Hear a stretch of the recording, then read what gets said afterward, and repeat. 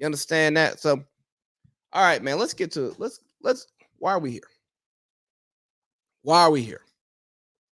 We can't let the loud voices divide and conquer. Because see, hypocrisy in government, right? It creates confusion. And when you create confusion in government, you have a voting base, you have constituents who truly don't know what to do. I know that sounds obvious, but the problem is we have so much hypocrisy floating around in our government at a federal level where all we hear are squeaky wheels getting the attention, right? These loud voices, these loud minority voices, and I'm not talking about racial minorities, right? I'm talking about ideological minorities. They're the ones screaming, the ones who leave the Yelp review. How many of y'all actually leave Yelp reviews? You probably don't. Most of us go, oh, well, this was good. I liked it. I'll go back. This was bad. I didn't like it. I won't go back. But how many of us are so just like, oh my God, this was amazing. And we're sending a positive Yelp review. That how many of us are like, this is terrible. The manager should be fired. The shift lead should be fired. The cashier fired. The cook fired. They should just shut down this whole restaurant. It's terrible. It's absolutely terrible. I don't even know why anybody would go here. They should even be listed on Yelp. They're so bad. They should pull their business license. That business loan they took out, they should have to pay double because it's such right. Hike up their interest rate because this is terrible. How many of us actually do that? It's a small minority. And these are the same people who go to Twitter. Bro, I got to take this off. I'm sorry. I'm hot. Excuse me. Not hot. It's tight. Giving me a headache. Take this do-rag off, too. Forgive me. I ain't been to the bar, but hair don't look the best. But I just couldn't keep that on. It was, give me a headache. But how many of us actually do that? Most of us don't. We just adjust and we change. And that's how a lot of us are in life. We're not the ones on Twitter making up all the noise. We're not the ones writing the congressman making up all the noise. We're not the ones protesting, with a picketing. Most of us don't do that. But those of us who do, they represent us, believe it or not, because they're the most active. They have the most to say. But they don't really represent us. They what happens now is that loud minority, because it's what our decision makers are hearing, are taking the place of the quiet majority. And eventually, those who are in power are going to divide and conquer. Now think about some of just the different issues that we've encountered over the last couple of years. Defund the FBI because there was a raid on Mar-a-Lago. That comes from the right. But when the left said defund the police, the right was like, no, it's law and order. We stand by our law enforcement.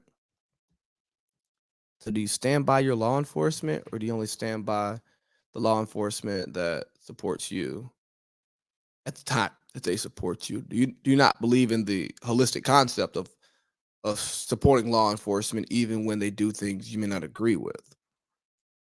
Or it's like, hey, agree with me or go away.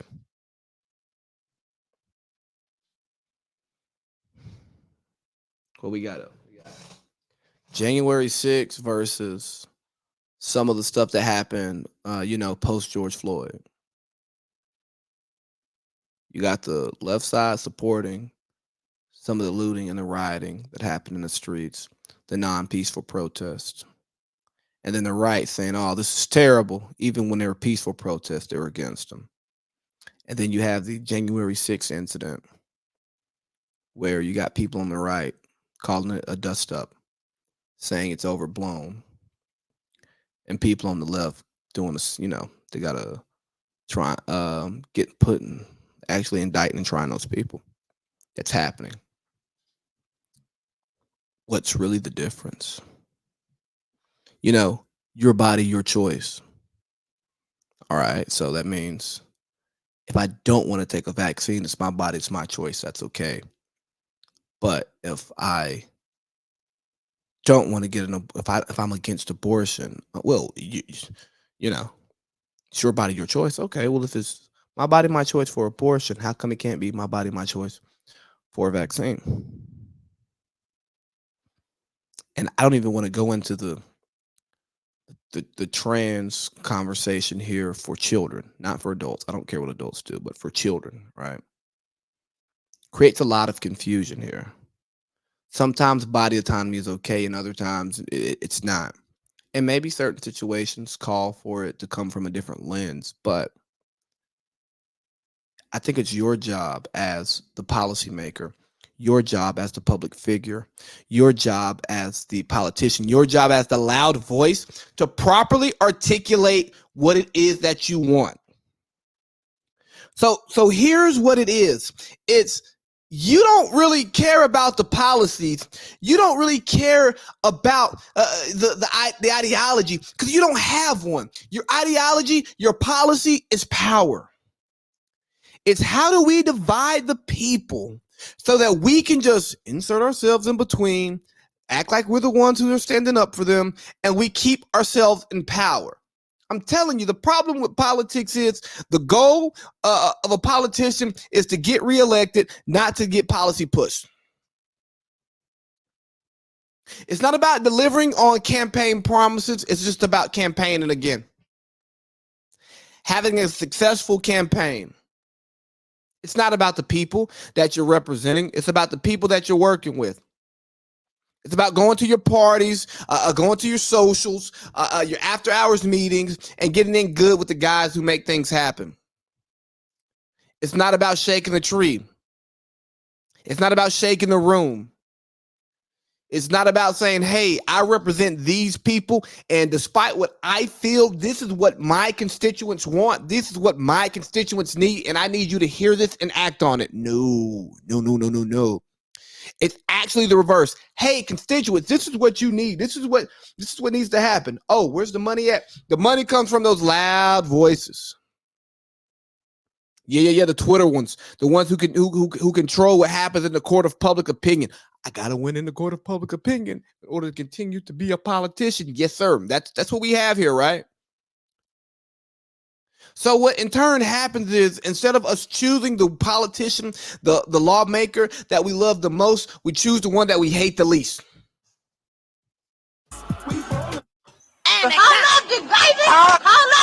Instead of us choosing the politician that we love the most, we choose the one that we hate the least. We accept that politicians will sell us on something while they're campaigning and accept that they won't do it when they get in office. Oh, well, that's just politics. It's only politics because we, the people, allow it. If we, the people, united as people, and it's interesting, right? It's really interesting because history tells us that the people will never ever unite amongst their actual common principles, right? And their common desires. We have to like farm that out to a smaller group of people because we won't unionize. We won't come together and say, hey man, 80% of these things that you were talking about, I'm right on board. Ooh, I'm not into welfare the way you are, bro. Sorry. I'm not into abortion the way you are, buddy. Sorry. But everything else, let's go. Let's get it, right? But we allow the loud voices to scare us, to drive us. People talk about cancel culture and you can't say this, you can't do that. that only exists on social media and in like Hollywood and stuff for the most part. In real life, where there's not a media circus around you, most people don't care about stuff like that. You'd be shocked how I guess insensitive, unenlightened, just don't give a damn. Most people are in this world. Now, maybe it changes as older people die and younger people become the old people. Maybe that changes, but right now, man, some of the stuff that I see people caring about and getting so caught up on, man, my grandmother could care less. My mother could care less. They haven't seen a tweet or Twitter. Don't have an account. It doesn't affect their life. It doesn't drive anything that they do. And there's more people off of Twitter than on Twitter. So when you listen to Twitter, when you listen to the loud voices on Facebook, you listen to the loud voices on Instagram, you listen to the loud voices on podcasts, you listen to the loud voices on Truth Social, you name the platform, you listen to the loud Yelp reviews, you listen to the loud people in the comments, and you get caught up on that, you realize you get a false sense of reality. You know, it's just like I keep friends from different walks of life for a reason, because I don't want to lose my sense of reality. I work in the community because I don't want to lose a certain sense of reality. Because there's this white collar reality where you know your lights are going to be on, your bills are paid, you can go on a couple vacations every now and then, you can drink good liquor, you can have good fun, hang out with good friends, go to ball games, go to concerts pretty much whenever you want to. And you forget that there's somebody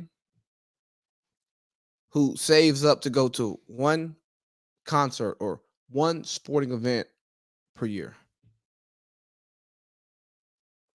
And if you don't take the time to interact with people who come from that lifestyle, you'll never know it.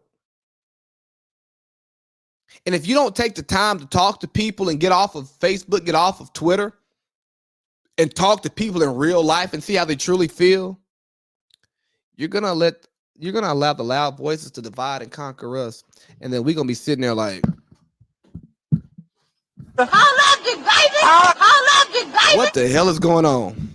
What happened to the world that I live in? I don't know you. I don't know this. I didn't agree with that. Are we allowing this to happen? Like we really gonna allow somebody to say, hey, look here, short term, not long term. I support, energy reform and clean energy long term. But short term, hey, this electric car that's not affordable, you need to get one like now.